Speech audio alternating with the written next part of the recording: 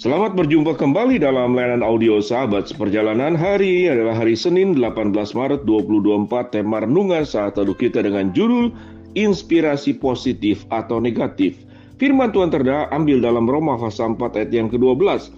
Sebab itu sama seperti dosa telah masuk ke dalam dunia oleh satu orang, dan oleh dosa itu juga maut. Demikianlah maut telah menjalar kepada semua orang, karena semua orang telah berbuat dosa. Mari kita berdoa.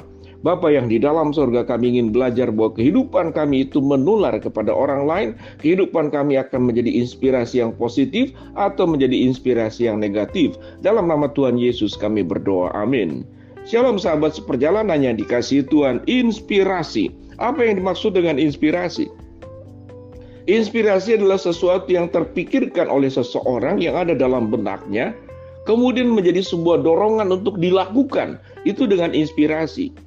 Tatkala seseorang mungkin sedang duduk, sedang melamun, sedang berteduh, sedang memikirkan sesuatu di tempat yang sunyi, di tempat yang teduh, di tempat yang adem dan dingin, lalu mencari ilham, lalu mencari ide, lalu mencari berbagai hal yang akan dilakukan. Kemudian pada titik itulah mendapatkan inspirasi. Dan inspirasi itulah yang dianggap sebuah momen yang sangat penting sebelum melakukan tindakan awal dan pengejaran untuk menggapai, meraih, mendapatkan apa yang menjadi inspirasi yang didapat di dalam dirinya. Sahabat seperjalanan yang dikasihi Tuhan, inspirasi adalah kemudian menciptakan ide-ide yang didapat sebagai sesuatu yang baru untuk dikerjakan, untuk diraih. Kalau kita belajar tentang inspirasi, banyak saudara-saudara para ilmuwan yang kita pelajari di dalam sejarah berbagai macam ilmu pengetahuan. Bagaimana seseorang ingin bisa terbang sampai kemudian ke langit? Terinspirasinya dari mana? Terinspirasinya dari sayap burung. Orang sebelum menciptakan pesawat terbang, bagaimana kemudian melihat sayap burung itu menjadi inspirasi dirinya untuk bisa mencapai sayap, katakanlah terbang seperti burung. Hal-hal yang terbaru yang saat ini terjadi. Bagaimana satu keluarga kemudian antara ibu, anak, dan ibu, istri, ya ibunya dan bapaknya dan dua anaknya bunuh diri. Lompat dari apartemen ke bawah. Sementara anaknya dua tidak mau ikut. Lalu diikatkanlah anak itu pakai tali. Kemudian mereka meninggal semuanya. Dari mana inspirasi bunuh diri itu terjadi? Pasti tidak tiba-tiba. Tatkala orang itu melihat bagaimana proses orang bunuh diri, persoalan yang ada, tatkala diperhadapkan kepada problem-problem hidup yang sedemikian berat, bagaimana cara menyelesaikannya? Kemudian terinspirasi, sebuah inspirasi negatif, bunuh diri bersama-sama satu keluarga, mengakhiri hidup karena terbelit hutang yang sedemikian banyak. Baik dari hutang perorangan, baik hutang karena bermain saham, baik hutang karena kemudian memakai pinjaman-pinjaman online, dan segala sesuatu. Lalu kemudian terinspirasi untuk bunuh diri. Sahabat seperjalanan, ada juga orang yang terinspirasi, yang rencananya bunuh diri, tidak jadi bunuh diri. Saya membaca sebuah tulisan, ada seorang berencana akan lompat dari sebuah jembatan untuk bunuh diri. Dalam suasana malam yang sepi, suasana malam yang dingin, sebelum dia meloncat, dia lihat kiri kanan, lalu ada orang yang jalan lewat. Kemudian tersenyum kepada dirinya. Hanya sebuah senyuman ketulusan.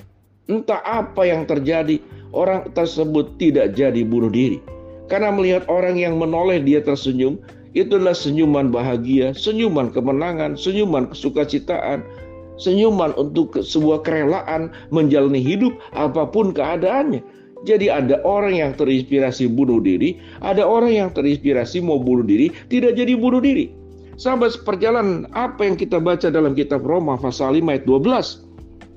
Sebab itu sama seperti dosa telah masuk ke dalam dunia oleh satu orang, dan oleh dosa itu juga maut, demikianlah maut itu telah menjalar kepada semua orang, karena semua orang telah berbuat dosa.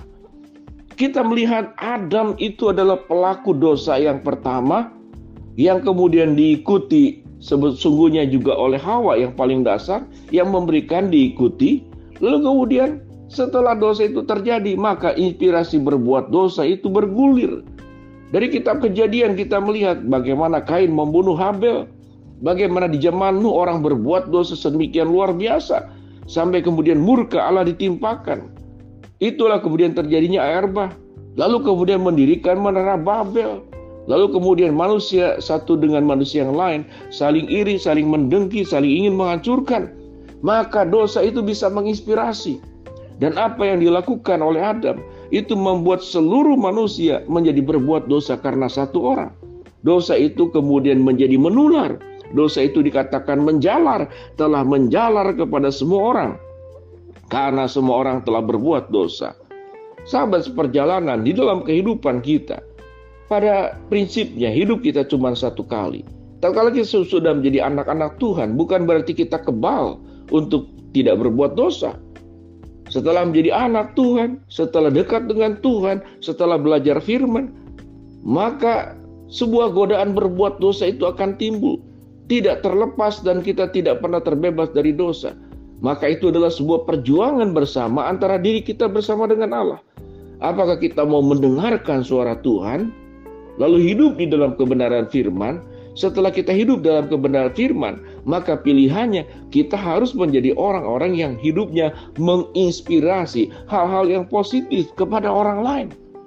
Tatkala kita menjadi orang yang sabar, sudah dihianati, sudah dirugikan, diperlakukan tidak adil, kita tetap menjadi orang yang tulus, kita tetap menjadi orang yang tabah menjalani kehidupan ini, maka itu tidak hanya memberkati engkau, itu akan menginspirasi orang lain. Tatkala engkau setia kepada pasanganmu, sementara pasanganmu tidak setia, pasanganmu kemudian berselingkuh, engkau tetap menjadi orang-orang yang tabah dan sabar, tetap menjalankan fungsimu di dalam keluarga dengan sebaik-baiknya, tetap menyerahkan kepada Allah. Engkau dengan kerelaan menjalani kehidupan taat kepada Allah. Lalu ketabahanmu, kesabaranmu, bukankah itu menjadi inspirasi? Tatkala engkau menjadi orang yang murah hati, tidak membeda-bedakan orang lain, tidak pernah menjadi orang yang bermuka dua, tidak menjadi orang sebagai pribadi yang suka menjilat, engkau tulus, engkau menghargai setiap pribadi sebagaimana Tuhan menghargai kita semua, tanpa membedakan suku, ekonomi, ras, tanpa membedakan berbagai macam jabatan yang ada di dalam dunia ini. Lalu kita hidup seperti demikian, maka kita menjadi inspirasi positif buat orang-orang lain. Hidup di dalam kebijaksanaan, hidup di dalam keadilan, hidup tidak kemudian berpihak kepada bagian-bagian tertentu saja yang menguntungkan kita. Yang tidak menguntungkan kita akan buang, bahkan yang merugikan kita akan hindari, lari daripadanya. Padahal itu adalah bagian dari tanggung jawab kehidupan kita. Tatkala kita menjadi orang-orang yang hidup penuh dengan inspirasi positif, maka kita seperti menjadi Kristus-Kristus kecil di dalam dunia ini. Bagaimana Kristus tinggalkan surga, datang ke dalam dunia, mengasihi, mencintai kita, mau mati di atas kayu salib untuk menyelamatkan kita. Itu tidak hanya bersifat inspirasi, tapi juga bersifat berdampak. Dampak daripada Kristus yang memberikan hidupnya, mati buat kita. Bukankah itu yang membuat kita berdampak, ditebus dan diselamatkan, dihindarkan dari dosa, sebagaimana catatan dalam kitab Roma. Adam membawa seluruh manusia jatuh dalam dosa, tapi Kristus membawa seluruh kita masuk dalam penebusan yang kekal. Mari kita menjadi pribadi memberikan inspirasi positif.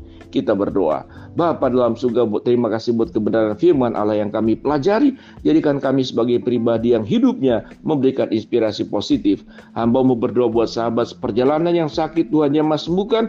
Sahabat seperjalanan sedang menghadapi masalah, Tuhan bukakan jalan. Sahabat seperjalanan yang sedang berdoa mengharapkan sesuatu, Tuhan kabulkan dengan cara dan waktunya Tuhan. Di dalam nama Tuhan Yesus kami berdoa. Amin.